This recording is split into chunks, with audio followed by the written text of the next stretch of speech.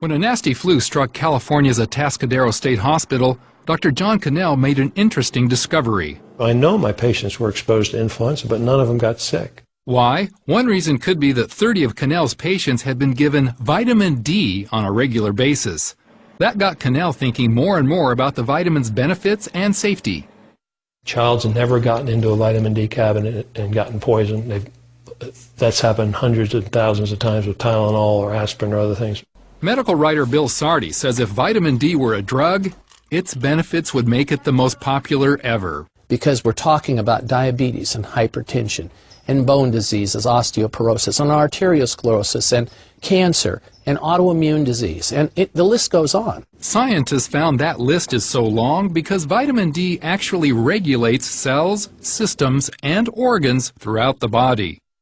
It works by turning your genes on and off, very basic function. So that's a very important fact about vitamin D that distinguishes it from any other vitamin. It's a steroid hormone. It's in a class by itself. A major question and area of controversy regarding vitamin D is sun exposure. So health investigators hit the trail looking for answers. Doctors have observed that where there's less sun, there's more cancer, flu, and even autism. For instance, there's more of these diseases in winter, which has less sunlight. And there's also more of these diseases the further you get away from the equator, because there's less sunlight the further you get away from there.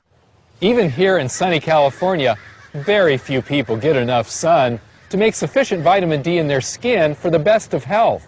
Down in San Diego, you can make it year-round, but even then, in San Diego, in the wintertime, you have to go right out at solar noon. There's only about a 2 or 3 hour period where you're going to make any substantial amounts of vitamin D. But wait a minute, won't this possibly lead to skin cancer? Most sunscreen companies provide products that block the ultraviolet B, or UVB, from the sun.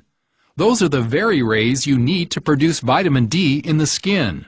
Now they admit the UVA rays that the sunblock lotions allow to get in are the ones causing the cancer. So they let the one that causes skin cancer in, and they block the one that prevents it. Statistics show skin cancer rates and deaths have actually risen since the sunscreen campaigns began 30 years ago. Cannell recommends keeping your time in the sun moderate. 15 minutes in a bathing suit during summer is plenty. You don't want to age your skin or cause damage from a sunburn. Not everyone agrees. The American Academy of Dermatology website finds it appalling that anyone in good conscience could make the claim that intentional sun exposure for any length of time is beneficial. Then there's the issue of darker skin, which naturally screens out more of the UVB rays that make vitamin D. Their blood levels of D are about half that of lighter skinned people, making a connection with the diseases that shorten their lives.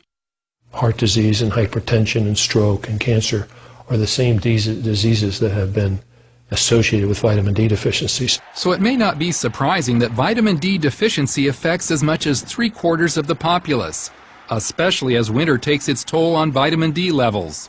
That depletion could be remedied and possibly reduce the need for flu shots.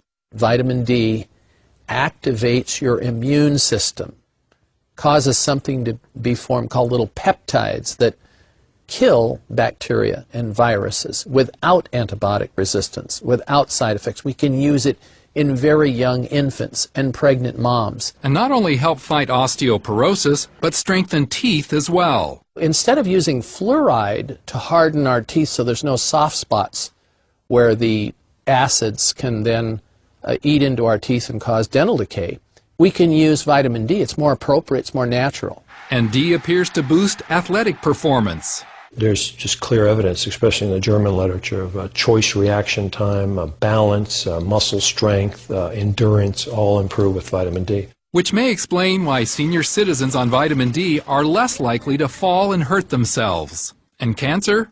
Sardi says in a new book that a major reason not to be so fearful about the disease is vitamin D. A key U.S. study in June found it provided a 60% reduction in cancers.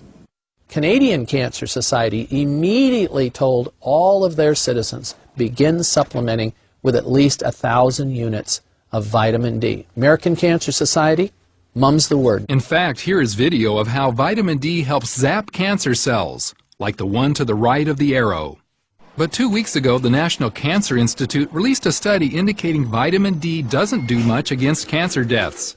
NCI normally prefers the type of study done in June, but Cannell says this new study fits their bias against vitamin D.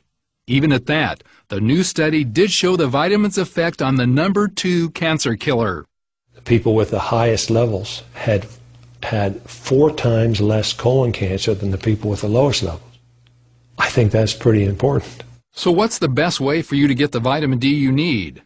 Not from food. Even fortified milk provides so little that it's trivial. Taking supplements is a far more predictable source than sunbathing, and the only source in winter for millions. Experts suggest the best daily intake is at least 2,000 units for most kids and 4,000 for most adults. Yet the government recommends only 200 to 600 units depending on your age. Just the whole thing, when you think about it, is just patently absurd. And the government's been recommending this now for 10 years, and they refuse to change they refuse to even look at the science. Cannell says he and his wife have taken as much as several 100,000 units for a few days when fighting off colds or flu. His usual daily dose is 5,000 units, a dozen times what the government recommends for him. He finds it a religious connection. Here the Lord is saying that there's a system that makes this much vitamin D this quickly, thousands of units a day from sun exposure. And here's a government over here saying you only need a couple of 100 units a day. So you can sort of ask yourself, who do you want to believe? God or the government? Galen Tethrow, CBN News.